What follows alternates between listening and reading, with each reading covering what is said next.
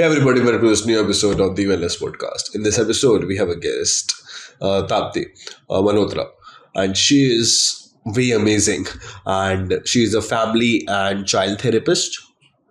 We discussed about how children communicate through play therapy because she's also a therapeutic play practitioner, and it's been years of her life working with children and family therapy as well. So when we discussed about child and family together, it is way sensitive, and children are at very nano age. They are trying to communicate more with their actions, less with their words.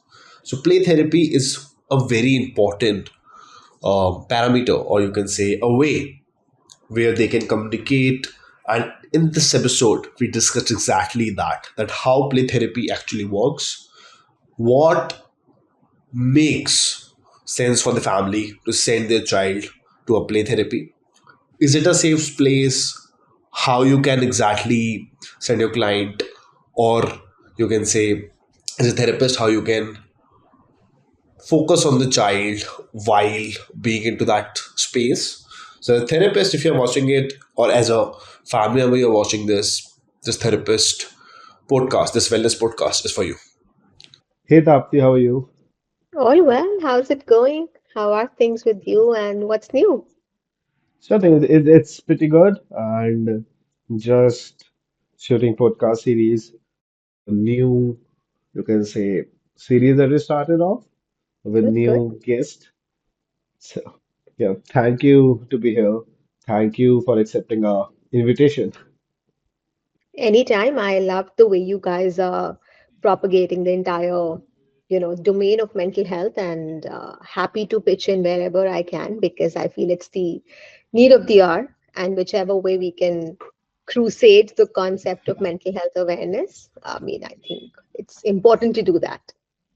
So I think thanks a lot. Thank you for your kind words. So now we are here mainly to discuss about a couple of things for the people and would be very happy to jumpstart the conversation to how children used to Hmm. communicate through play. So recently I went to a school and that was a play school.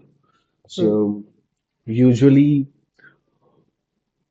kids below age 6, I think so, don't really speak that much.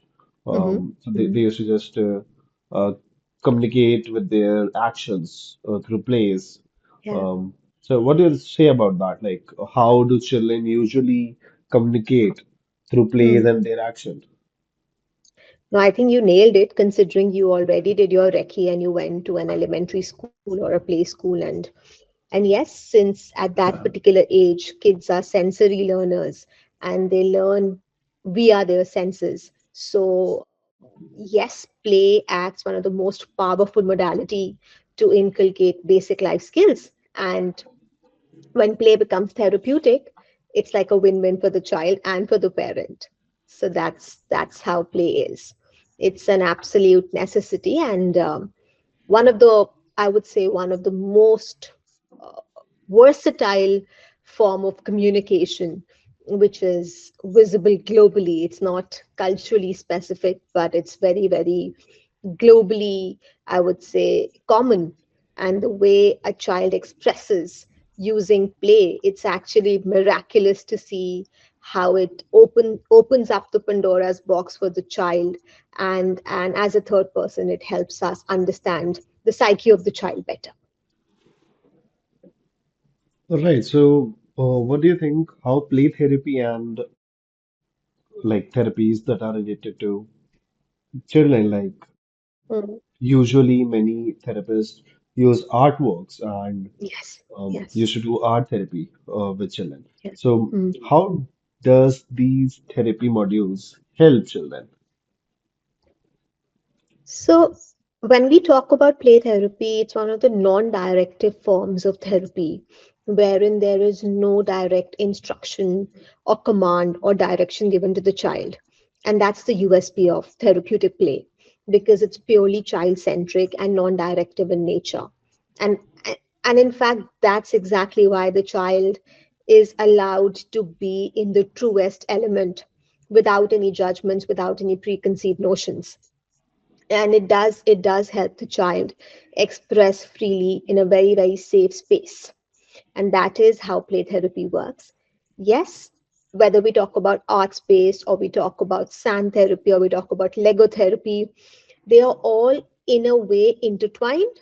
But when we talk about the umbrella play therapy, it is an amalgamation of eclectic interventions, which includes sand, play, music, art, and of course, a lot more.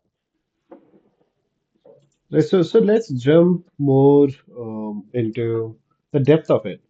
So, what do you think? Why it is a need of an hour, and why therapy is much needed in children, Yeah. especially. So what do you say about it? What is the essence of it? Why does parents should be more inclined towards sending their children to therapies like play therapy? I mean, thank you for asking this question, Ishank. And I do understand that why at that age, because children are malleable, just like a Play-Doh. They are malleable, and it's easier to, amend the probably areas of concerns. I don't want to get into the negative sphere, but whether it is behavioral or developmental or any other area wherein the child requires a little bit of hand holding, if a parent opts for early interventions, it you actually see visible changes. And no exaggerations here, you actually, during the therapeutic process, you do see visible signs of improvement weeks after week. So you see the difference in the child because it's very visible, since the growth is happening at a very fast pace. And since we talk about the crucial years and the sensitive years, early interventions actually work miraculously if the parent, of course, parent is the main, I would say, agent here, because the child, of course, will not go for a therapy voluntarily. Parent has to propagate that, and parent has to encourage it. So I always feel as a therapist that it's always a teamwork. Yes, I do understand there will always be limitations, there will always be misconceptions, people will always have a little bit of a hesitation, and that's very natural. I understand completely, because you're like, okay, why am I doing this? What will this do to my child? How will it benefit my child? How soon will it benefit my child? So, and these questions are absolutely valid. And I think if a parent is asking these questions, they are absolutely right to be having those questions in their mind. But why are we emphasizing on early interventions? Primarily is because the child is most malleable. And the sooner you nip it in the bud, the better it is. Because as the child grows up developmentally, lots and lots of extraneous variables then starts impacting the child's behavior. And if you are spotting the red flags, or if you are spotting the yellow flags, and if you try to intervene at the earliest, I think all the therapists, every stakeholder will agree that the entire process becomes much easier. Right. So let's jump towards the process of it. Let's normalize it much more. Let's break it down. So the word therapy used to be a taboo for a long time, and many people used to just I would just visually represent it. Many people used to just make faces out of it that hey, therapy. I will not send my child. He is literally 6 years old. Why should I send him to a therapy session? So when you think about it, let's make therapy a norm and let's break it down. So, what usually happens in a play therapy? What usually happens in any kind of play therapy, that can be sun therapy, that can be Lego therapy, or whatever module it is? So, what usually happen in a play therapy session? All right. So, getting into the nitty gritties of the play therapy, Of course, to begin with, like I said, we of course we start with the parents. That is the first step, and together we try to cultivate the hopes and expectations. That what are the hopes and expectations we are looking at from this process, and of course going on to the development history and going on to the triggers and going on to the entire day-to-day ADLs of the child. Of course, that's the background, but then that's how we start the process. And once the hopes and expectations are aligned, we start with the sessions. A play therapy session usually happens once a week. We don't do it more than that, because then again, the objective of that is A, to streamline a structure, B, also because it's a very, very free spirited session for the child. The child is allowed to be him or herself throughout the session. It's very non directive in nature. And I do understand that we need some structure also in child's life. So if we continuously, a lot of people opt for 2 3 sessions a week. I don't think that works, because too much of purging, too much of letting out also does not help. So, as per the PTUK, which is Play Therapy UK, the organization I'm affiliated with, as per the PTUK norms, we do session only once a week. The session is usually for 30 to 40 minutes, depending on the age of the child, depending on the needs of the child. We curate the session. The child walks into the play therapy room, and play therapy room is the USP of the entire process, because that's the room which has all the tools. That's the room which has all the elements that helps the child to express him or herself. The rule of thumb is, when we start the process, we do like a discovery session with the child. The child is allowed to explore the room. We set some norms, and the norm is very simple. The child is just told 2 rules: that you are allowed to do anything you want to do. I will not stop you. I will only stop you if you harm yourself, or if you harm me, or if you harm any of the material in the room. So that's the standardized instruction we give to the child, that we will not stop you. You can do anything you want to do. You can play whichever way you want to play. You can pick up any activity you want to pick up. We will not stop you. I, as a, you know, therapist, I, as Tapti, will not stop you. But I will only stop you if you harm yourself, if you harm me, or if you harm any of the material in the playroom. That's the only rule that is told to the child. So that's the discovery session. Discovery session happens. That's followed by the weekly session. The child comes, allowed to do anything, everything, without any interruption, without any disruption, without any judgments. I'm only mirroring the child as a therapist. I'm only mirroring. In a therapy session, as an adult, when you go to a counselor, when you go to a therapist, just the way in a therapy session you offload, just the way a therapist or a counselor paraphrases for the adult, for the child, I'm mirroring the child. That's it. The process happens, the session obviously ends. I prepare my session notes, and once in 2 3 weeks, we do a parent meeting. I usually recommend 6 sessions, which is about 6 weeks. I understand with kids, things are unpredictable. Sometimes a child is not well, sometimes a child doesn't want to attend the session. So usually keep it flexible. So if I say 6 sessions, usually goes up to 2 months, because sometimes a child is under the weather. Sometimes there is some urgency because that with that age you have to be a little flexible. So you do start seeing changes. I always set realistic goals. Minimum 6 sessions is what I commit. Yes, I understand circumstances. I understand some people are not okay with it. Some people do not want to sign up for 6 sessions. Some people are not okay with the commitment. Some people have questions, inhibitions, and that's fine. That's understandable. But the gist of the entire process is that it's absolutely non directive. There are no judgments, and the child is offered a safe space to just express freely. First session, second session, third session, you drastically see the change. How that safe space allows the child to actually start expressing him or herself freely. And yes, like I said, we have lots and lots of tools. And those tools doesn't have to be fancy. I mean, I understand a lot of people want to pick up fancy stuff. That's not the objective. Even simple crayons, even simple sand, even simple drums, even simple, I would say, fidget spinners. I'm just giving you random examples. Simple tools, they can help you understand. And like I said, I'm not judging the child. Just because a child has picked up a black crayon or just because a child has picked up a red paint doesn't mean the child is ADHD. I'm sorry, So there are no judgments for the child. The child is only expressing freely in a very, very safe setup. We continue with sessions. Then, of course, we do the follow ups and we do the termination. When we do the termination, we hand over the toolkit to the child. That means if the child has prepared some artwork, has done something maybe with the sand or maybe a puppet or something, we usually hand it over to the child unless the child says, no, I don't want it, which is fine.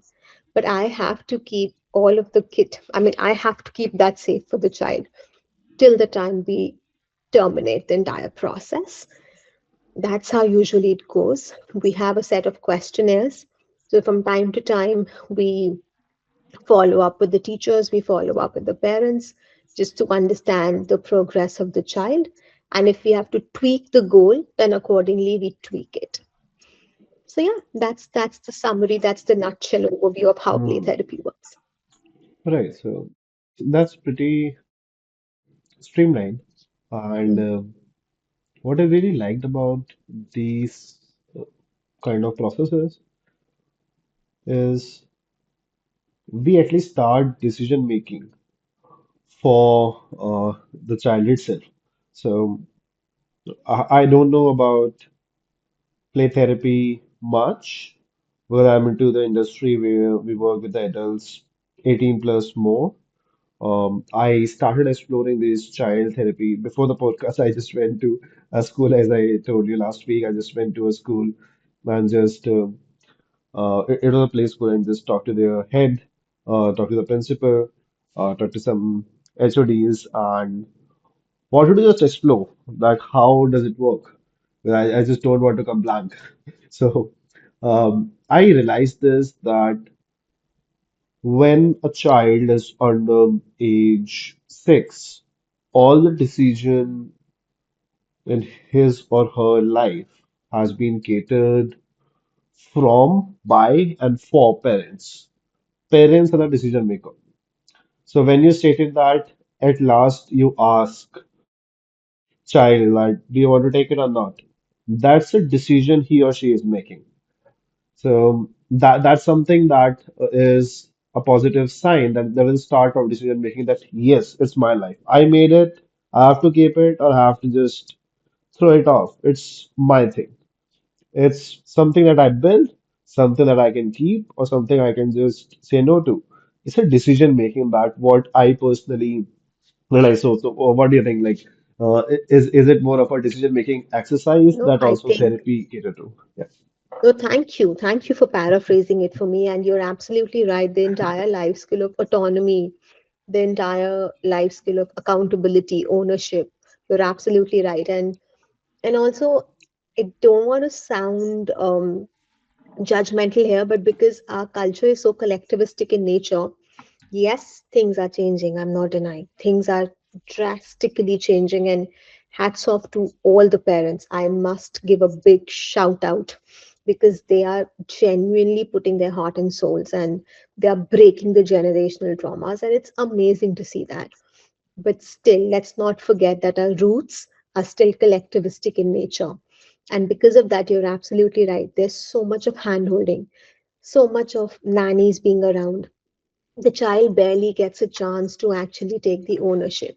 And you actually nailed it. Sometimes just the sense of, wow, I can do anything I want to do. I think that also is so liberating for a child.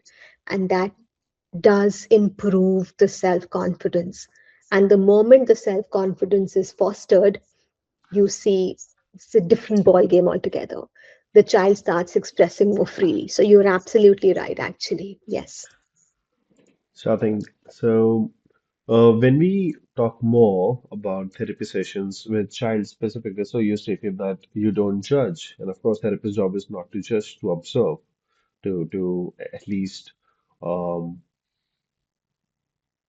observe and state to the parents about the insights. So When you talk about that, that was a lovely statement when you stated that your job is not to judge. It's more about you observe. So I just want to keep it in more focus. So what do you observe actually? What a therapist used to observe?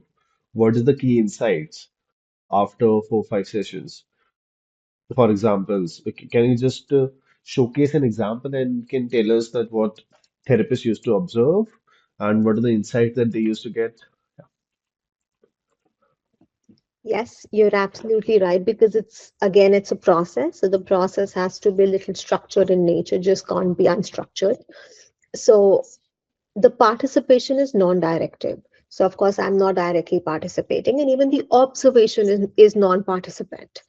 So as a therapist, as a therapeutic play practitioner, in my mind, of course, it happens over years of practice that you start making notes in your mind. And the moment I'm done with my session, I have like a format wherein I do fill in my key observations. And it could be as simple as the eye contact. It could be as simple as how many tactile movements did the child do? Was the child very fidgety? Was the child squirmy? Was the child obsessed on a particular activity? How was the child responding? Was the child actually in the process? Was the child avoidant? Was the child so we, of course, like I said, it's just not a normal play date. It's actually a therapeutic play session. So right after my session, I have my own summary notes that I pencil down immediately so that I have a record of the session. And I follow a software. So thanks to AI, things are changing, things are transforming. But of course, it's not Chat GPT. It's a proper Fortuna. That's the format we follow. I put my notes after every session. I keep filling in my form, and then yes, then I do like a trend analysis after 4 or 5 sessions as to what is the common repetitive pattern we are observing, what could be the sensory triggers for the child, what are the generic responses child is showcasing. And like I said, because I'm also following up with the parents after 2 or 3 sessions, I'm also trying to correlate what's happening at home.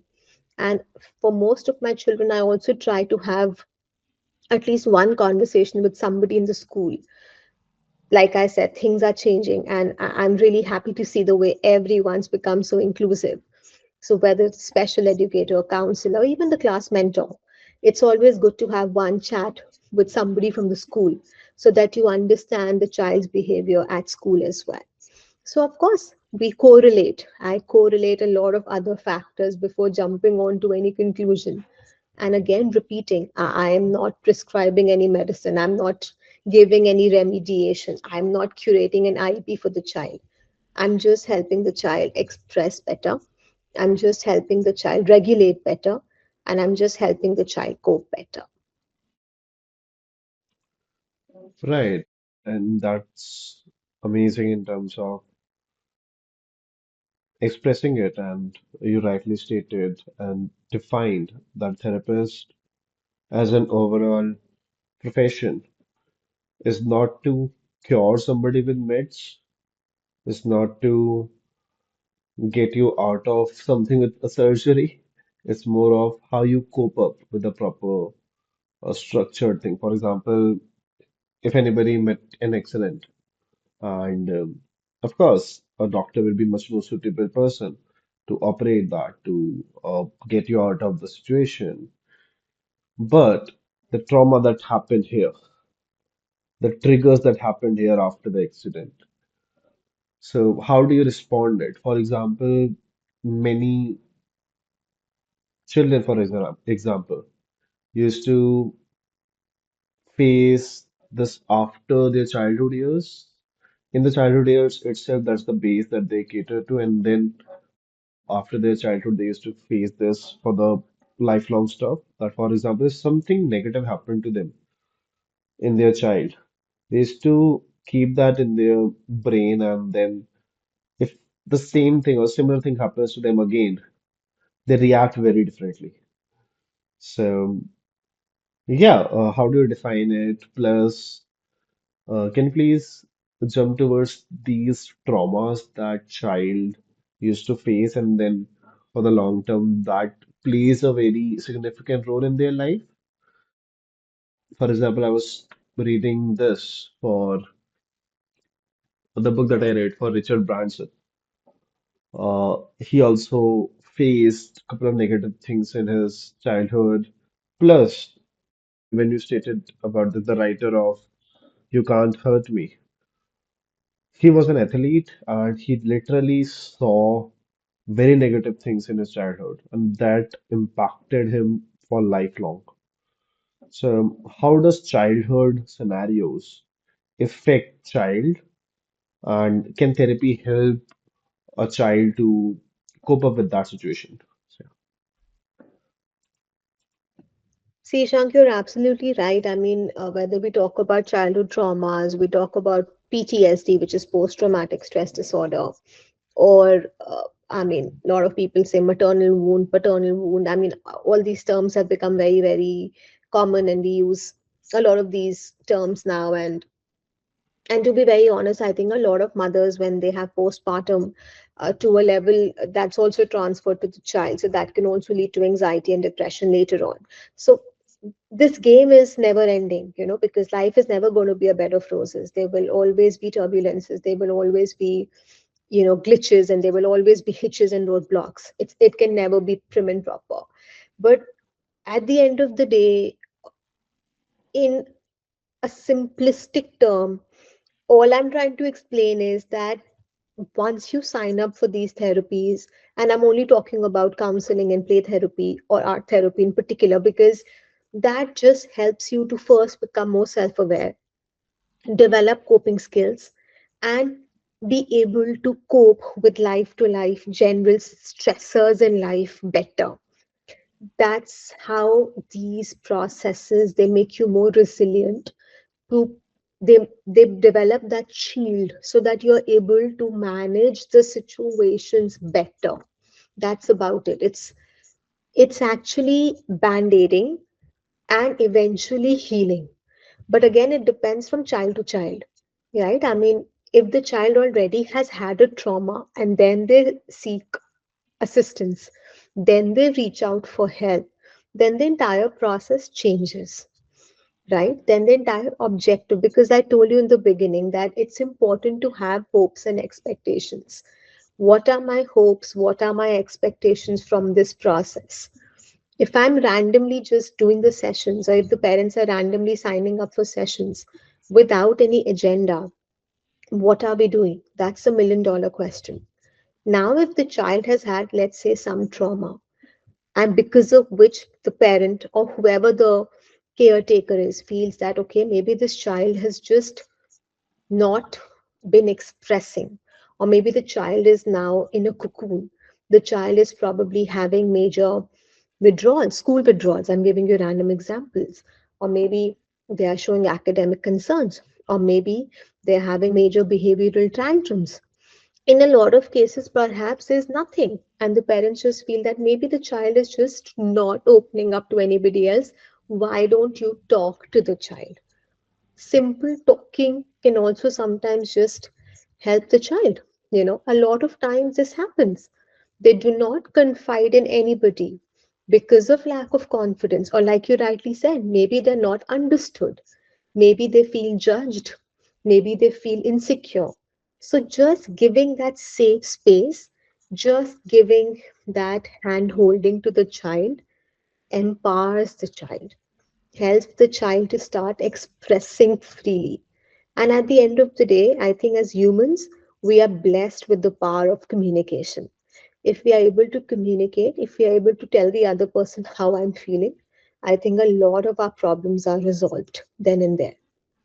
Clashes, confusions only happens once we stop communicating. It's the same with the child. And yes, the sooner you nip it in the bud, the better it is. Then it does not convert into an adult problem, right? Because a lot of adult clients, since you also work a lot with the right. adults, you do Yeah. realize that our first 7 years of our life are most crucial. And Right. any sort of an upheaval, any sort of a mishappening during the first 7 years can actually impact our future. And again, we cannot be prim and proper.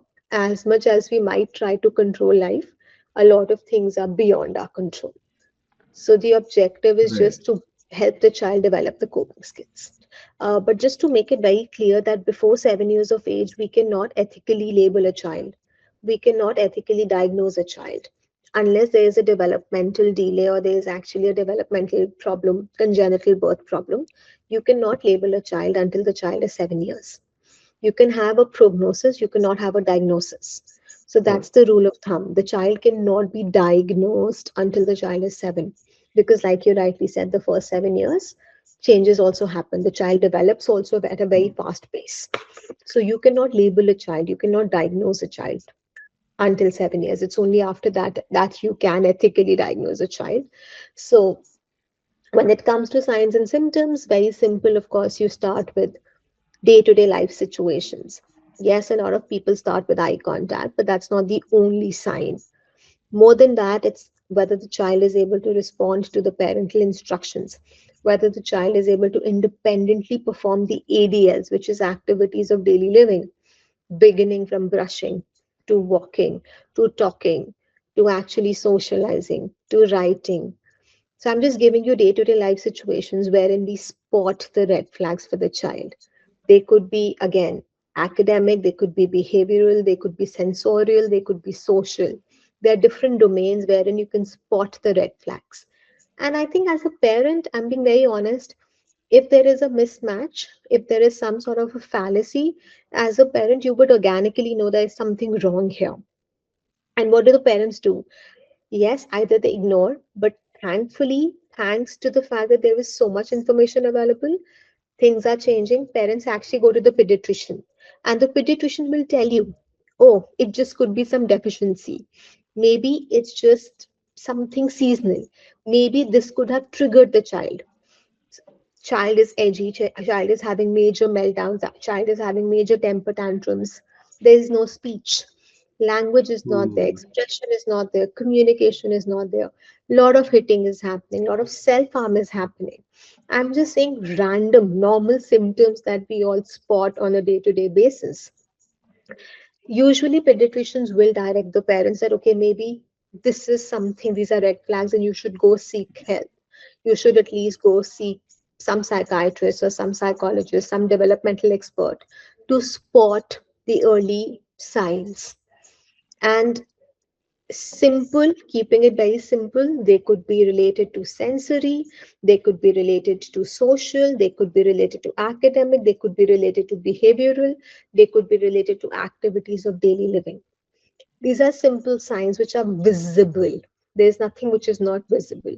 They're visible: self talking, echolalia, no talking, no speaking, mutism.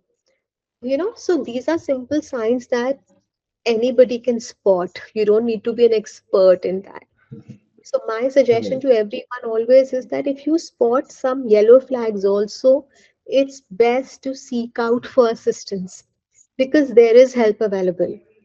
Right. People before were not aware and there wasn't any help available. Now there is help available readily. So, why not seek? And yes, I do understand, Ashank. I mean, all said and done, acceptance takes years. you know Right. for anybody for anybody to accept there is something wrong, it takes very long. And it's okay, take your time to accept it, but in this process remember that every day matters. So even if you Agree. feel there's a little bit of a hitch, little bit of a fallout, the puzzle can be fixed. But the more I try, experimenting with the pieces of the puzzle, the more time I'm wasting. If I want to fix the puzzle and if I feel I'm not able to do it myself, I rather take a little bit of help and then the puzzle can be fixed. And believe you me when I say that, the sooner we try to seek assistance, the better it is. And these days, everyone's mature. Even schools have educators, schools have counselors, schools train the teachers. They are able to spot the red flags, they are able to identify Right. something is off the radar. And not everything needs a diagnosis, like I said. Sometimes just simple day to day activities can also be helpful. Sometimes just tweaking the diet of the child can be helpful. Sometimes sensory integration could be helpful. Sometimes a little bit of a special education could be helpful. Sometimes a play therapy could be helpful. So everything doesn't have to be included. We can always tweak what the needs and requirements of the child are. But the moral of the story is that there is help available. So if you're spotting something, if you're identifying something is wrong, it's best to seek assistance. It's best to involve an expert so that the right steps can be incorporated for the child. Right, and I just want to add on to this. I started this company nearly 4.5 years back. Officially, yesterday only, it completed 3 years of official incorporation.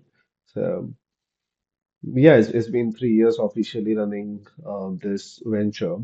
And when I started off, I realized that people still have taboo. Today itself, they have a bit of taboo in the market, but I realized that things are unorganized in colleges, universities, schools, especially play schools. People are not much aware about it. But in these, especially 3 years, a major steps have been taken by the government itself. A major revolution have been started about mental health. Now, CBSE, one of the biggest entity for the schools, also added that every 500 students, on every 500 students, there should be one therapist sitting in the school so that anybody can go to the therapist and can share their concerns.